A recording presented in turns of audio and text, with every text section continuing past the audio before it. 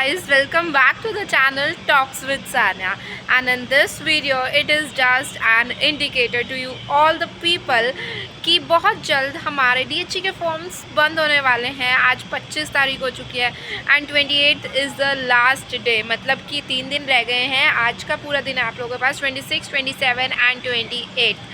Don't wait, don't delay the process because DHE definitely update या फिर जो form है उसे प्रोसेस लंबे समय के लिए नहीं करेगा। इट्स द ओनली टाइम अगर आपको DHE के किसी भी कॉलेज के अंदर एडमिशन लेना है, चाहे मार्क्स कम है या चाहे मार्क्स ज़्यादा हैं, you must have to fill the form right away with the documents and with the accurate documents. Otherwise जो भी है ये आपको रिजेक्ट कर देंगे अगर तुमने फॉल्स डॉक्यूमेंट यहाँ पर लगा दिए। So it's my humble request कि प्लीज़ जिसने अभी तक फॉर्म सबमिट नहीं किया, प्रेफरेंस लिस्ट नहीं बनाई या कुछ भी प्रॉब्लम आ रही है, do fill the Google form out. Google form fill करोगे, I will reply you within 12 to 24 hours as possible, जितनी जल्दी हो पाएगा। Now I am available to all your queries, जो भी तुम्हारे डाउट्स एंड ऑल हैं, I am very well aware. So मैं इतना ही कहूँगी, गूगल फॉर्म भर दो, चैनल को सब्सक्राइब करो या कमेंट सेक्शन में बताओ। Here is the schedule I am gonna discuss, मतलब कि बेसिकली शेड्यूल समझाने वाली है। इसका क्या मतलब है, मेरिट लिस्ट का क्या मतलब है, किस टाइम पे आपको प्रोसेस से आउट होना है, किस टाइम में प्रोसेस में इन रहना है, all the details are on the website of DHE। तो चलो शेड्यूल डिस्कस कर लेते हैं फटाफट से। यार on the website of DHE जहाँ पर हम लोग शेड्यूल देख सकते हैं, बेसिकली सेंट्रलाइज्ड कोर्सेज का schedule. So as you know that 28 June last date है and display of all list of applicants. It simply means that कि 1 जुलाई को वेडनेसडे है, जिस दिन हमारे पास शाम 5 बजे तक जो है क्या डिस्प्ले हो जाएगी कि किन किन लोगों का फॉर्म सक्सेसफुली सबमिट हुआ है। एंड ये लिस्ट देखना मोस्ट इम्पॉर्टेंट है क्योंकि इससे एक तो हमें मेरिट्स के बारे में पता चल जाएगा एंड हम लोगों को यहाँ पर ये भी पता चल जाता है कि हमारा फॉर्म सक्सेसफुली सबमिट हुआ है या नहीं हुआ है। अगर इस लिस्ट में हमारा नाम नहीं है, मीन्स दैट हमारा फॉर्म सबमिट नहीं हुआ था एंड हम कुछ नहीं कर सकते हैं, फर्दर एडमिशन प्रोसेस हमारा वहीं रुक जाएगा। उसके बाद डिस्क्रिपेंसीज रिपोर्ट करेंगे। लाइक कई स्टूडेंट्स ऐसे होंगे कि जिन्होंने अपना फॉर्म सबमिट किया होगा बट फॉर्म ही नहीं गया, या फिर आपने जो है आपका कुछ गलत शो कर रहा है, लाइक मैथ्स में मार्क्स गलत चले गए हैं या फिर कुछ आपने सही डाला हुआ अपने एंड से, या और आपका नेम सरनेम में दिक्कत है, फादर नेम में दिक्कत है, या आपके पास कोई SC ST का कोटा। सारी डिस्क्रिपेंसीज 3 जुलाई तक जो है वो आपको क्लियर अपनी करनी पड़ेंगी। लाइक अभी आपने जो फिल कर दिया कि मेरे पास NCC है बट जो है 3 जुलाई वहाँ पे लिखा जाएगा कि NCC का डॉक्यूमेंट अभी तक रिसीव नहीं हुआ है, तो वो आपको जो है उस टाइम तक 3 जुलाई तक देना पड़ेगा। 2 दिन एक्स्ट्रा दे दिए इन्होंने। उसके बाद सैटरडे संडे तो इनका ऑफ ही रहेगा। फिर डिस्प्ले आ जाएगी provisional list of all eligible applicants. अब जो बच्चे अपनी डिस्क्रिपेंसी रिमूव कर देंगे, सिर्फ वही लोग एलिजिबल हो जाएंगे फर्दर एडमिशन प्रोसेस के लिए, जिसकी लिस्ट थर्सडे तक आपको दी जाएगी। मतलब कि ये जो डिस्क्रिपेंसीज वाला प्रोसेस है ये सारा इन बीच वाले दिनों में क्लियर कराया जाएगा। जो लोग कर देंगे ऑल गुड, बट जिन लोगों को डिस्क्रिपेंसी से कोई मतलब नहीं होगा, ध्यान नहीं देंगे अपने एडमिशन की तरफ, या गलत डॉक्यूमेंट्स ही लगा कर बैठे रहेंगे, या कोई प्रॉपर रीज़न नहीं होगा उनके पास कि एक उनके पास करेक्टर सर्टिफिकेट क्यों नहीं है, माइग्रेशन सर्टिफिकेट क्यों नहीं है, देन उनको बीच में प्रोसेस से निकाल दिया जाएगा और उनका नाम provisional list of eligible applicants जो कि 9 जुलाई को आनी है उसके अंदर नहीं होगा, तो admission process got stop there. देखो ध्यान रखना कि जितनी भी ये लिस्ट आ रही हैं इन सब के अंदर आपका नेम होना चाहिए, तभी आपको एडमिशन फर्दर प्रोसेस चलता रहेगा। जहाँ पर जिस लिस्ट के अंदर आपको नाम नहीं दिखा, समझना कि वहीं आपका एडमिशन प्रोसेस जो है वो स्टॉप हो गया है। मोरओवर अब काफ़ी एंड डेज में आ गए हैं हम लोग, अपना फॉर्म सक्सेसफुली सबमिट कर दो। एंड द स्टूडेंट्स जिन्होंने अभी तक इस फॉर्म को सबमिट नहीं किया या फिर अभी तक पता नहीं है कि फॉर्म्स आर ओपन, देन आपका एडमिशन गवर्नमेंट कॉलेजेस के अंदर नहीं हो पाएगा अगर आपने फॉर्म फिल नहीं किया है।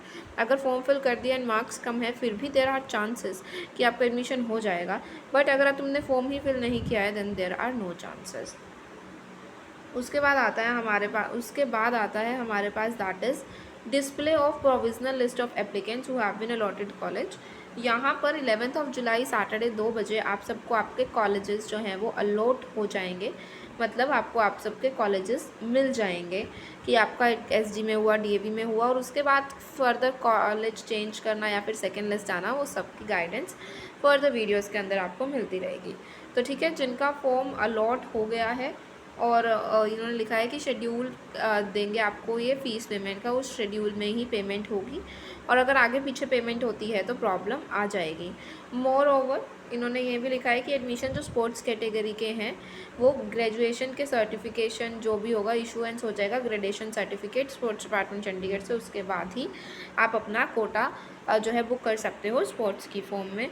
कोई फिज़िकल काउंसलिंग नहीं है ये कह रहे हैं कि इस बार, बट देयर ऑलवेज एज यहाँ पर लिखा है कि 2 ही लिस्ट रिलीज़ होंगी मेरिट लिस्ट DHE की वेबसाइट पर, but don't worry I have still certain solutions how to get all in the DHE colleges even after the second list.